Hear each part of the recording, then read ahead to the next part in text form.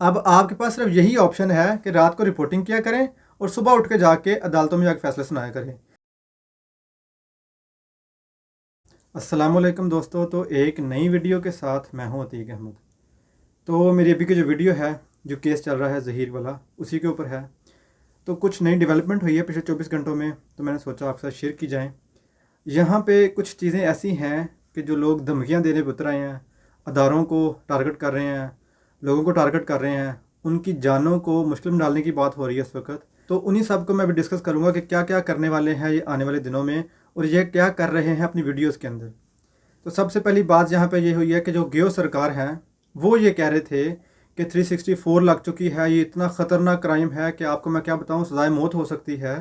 तो इसी के साथ कुछ तफ्तीश मुकम्मल हुई है, जिसके बाद जो 27 लोग थे अब उनको छोड़ने की बात की जा रही है। पुलिस कह रही है उनको छोड़ दिया जाएगा क्योंकि उनके खिलाफ़ कोई शवाहिद नहीं मिले। तो इसके बाद जब ये बात सामने आई कि 364 भी ख़त्म करने जा रहे हैं पुलिस वाले और 365 भी, तो अब इनको मसला बन गया है। अब ये लोग पहले जो कह रहे थे कि अदारे बिल्कुल ठीक काम कर रहे हैं, पुलिस बहुत अच्छा काम कर रही है, अब तो गियो, अब तो सारे गियो, अब तो अदाकार तू भी गियो, ज़हीर भी गियो, सारे गियो, इस तरह की गुफ्तगू ये कर रहे थे। सडनली होता यह है कि पुलिस की रिपोर्ट सामने आती है, वहाँ लिखा जाता है कि इनके खिलाफ़ कुछ चीज़ें सामने नहीं आई, और जो काज़मी साहब की बेटी हैं उन्होंने बयान दिया है कि नहीं, मैं अपनी मर्ज़ी से गई हूँ, मुझे किसी ने अगवा नहीं किया।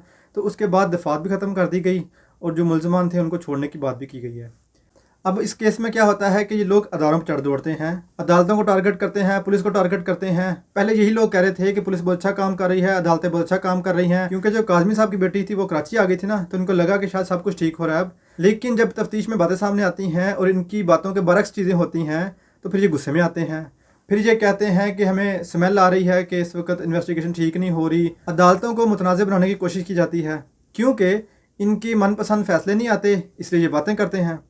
तो हुजूर, यहाँ पे आपके लिए एक मशवरा है मेरे पास। मैं बात कर रहा हूँ महरीन सब्तान साहबा की और जो सोहराब बरकत साहबा, उनकी बात कर रहा हूँ। अब आपके पास सिर्फ यही ऑप्शन है कि रात को रिपोर्टिंग किया करें और सुबह उठ के जाके अदालतों में जाके फैसले सुनाया करें, क्योंकि इसके अलावा आपके पास कोई और रास्ता नहीं है। आप लोग अगर चाहते हैं कि आपके मनपसंद फ़ैसले हों, जो आपने रात को रिपोर्टिंग की हो वैसे फ़ैसले हों, तो फिर आपको यही करना पड़ेगा कि जज साहिबान को रिक्वेस्ट की जाए कि आप पीछे हट जाएँ, हम फैसला सुनाएंगे, क्योंकि हम रात को रिपोर्टिंग कर चुके हैं। अब हमारी अना का मसला है, अगर हम वही फ़ैसला नहीं करेंगे जो हमने रात को रिपोर्टिंग की है, तो हमें तो लोग बातें करेंगे। अब मज़े की बात यहाँ पे ये है कि इतने डिटाई के साथ ना शर्मिंदा होके ये यहाँ पे आके बैठ जाते हैं, फिर अदारों पर तनकीद करते हैं, फिर किसी और तरफ चल पड़ते हैं। अब ये होगा, अब ऐसे हो गया, ये होने वाला है। शर्म नाम की कोई चीज़ है ही नहीं इनके अंदर। अच्छा जी, अब आगे बात क्या होती है। ये कहते हैं कि जो काज़मी साहब हैं उनकी अदारों से मुलाकातें हुई हैं, हाई प्रोफाइल मुलाकातें हुई हैं, उसके अंदर उनको यकीन दहानी करवाई गई है कि जो अदाकारा हैं उनके ख़िलाफ़ कार्रवाई की जाएगी और उनके साथ जो लोग हैं उनके ख़िलाफ़ कार्रवाई की जाएगी। ये वो बोल रहे हैं कि यकीन दहानी करवाई गई है।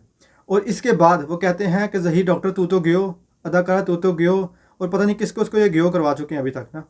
इसके बाद यहाँ पे अब ये धमकियों पर उतर आए हैं, ये बात कह रहे हैं।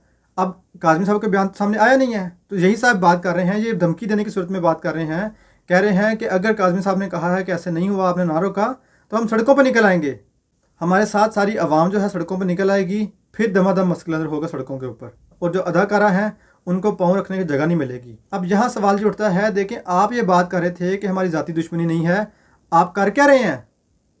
आप अपनी ज़ाती दुश्मनी निकाल रहे हैं। आप अपनी अना की तस्कीन के लिए धमकियाँ दे रहे हैं, लोगों को प्रवोक कर रहे हैं कि आप बाहर निकलें, अगर ये ऐसे नहीं करती, आप बाहर निकलें, खुदा ना खासा उसको कोई मार देगा तो उसका ज़िम्मेदार कौन होगा? फिर आप जैसे बेशरम लोग ही और बातें करेंगे, नहीं अब तो ऐसे हो गया, उसको ये कर दिया गया, वो कर दिया गया। आप लोगों को पता भी है हमारे माशरे का कि हमारे माशरे में क्या होता है। हमारे माशरे में वो देर नहीं लगाते किसी को मारने में।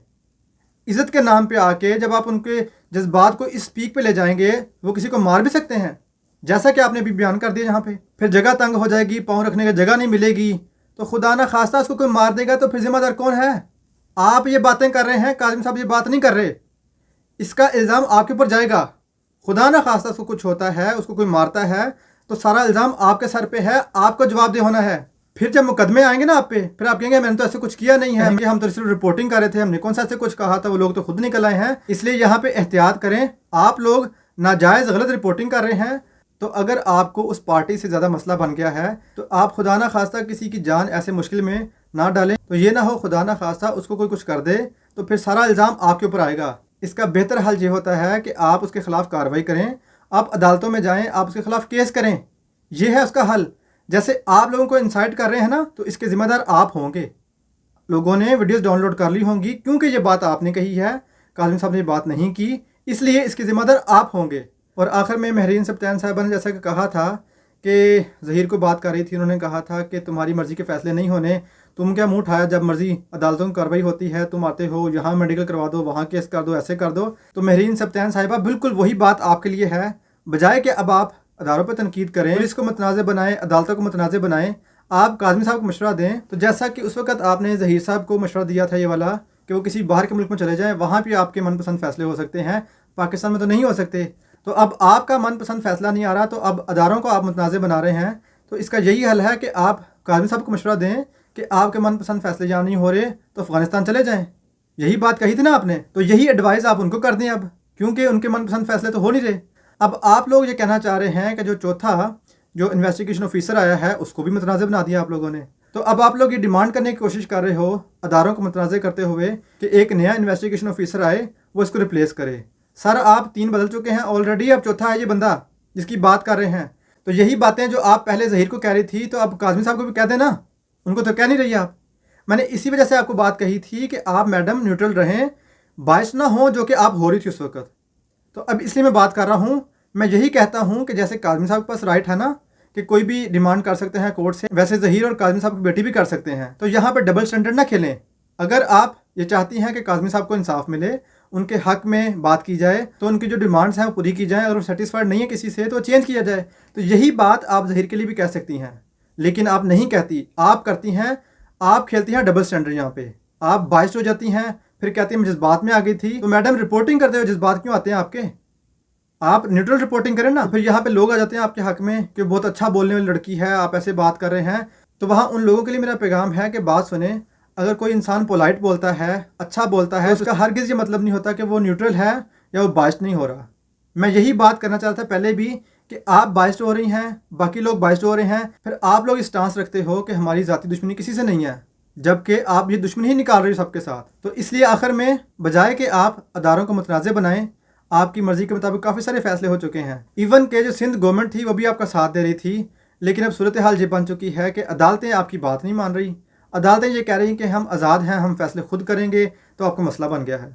तो इस उम्मीद के साथ जो भी फैसला हो हम सब लोग मानने वाले हों, ना कि हम लोग फिर डबल स्टैंडर्ड खेलें, हम इस चीज़ को मुतनाज़ बना दें। तो यहाँ तक की थी मेरी अभी की वीडियो। दोबारा मुलाकात होगी आप लोगों से किसी नई वीडियो के साथ। तब तक के लिए अपना ख्याल रखिएगा। अल्लाह हाफ़िज़।